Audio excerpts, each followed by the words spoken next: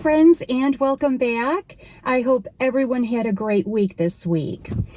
I have been very busy, and I have been very busy thanks to many of you.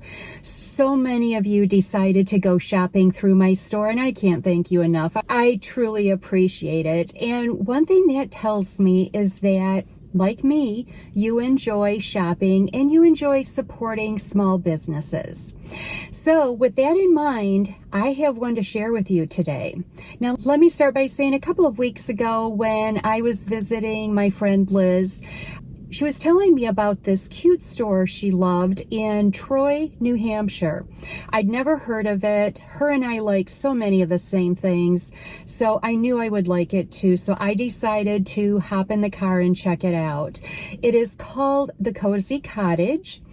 Again, it's here in Troy, New Hampshire, which is like the southwest corner of the state. And it was well worth the trip to me. Now, I do want to mention they are only open on the weekend. She has limited hours, so if you do go, please check out her website prior to going.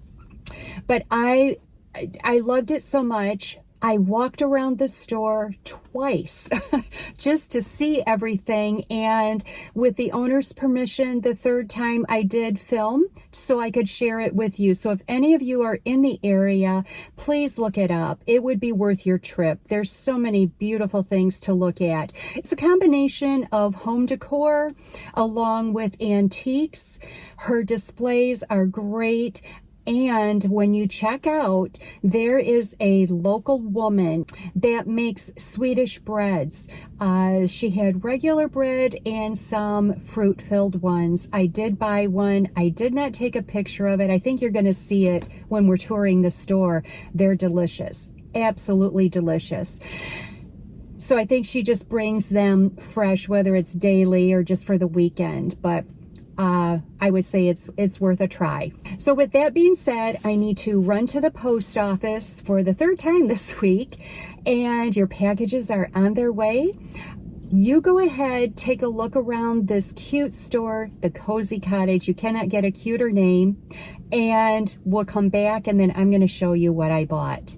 So let's get started.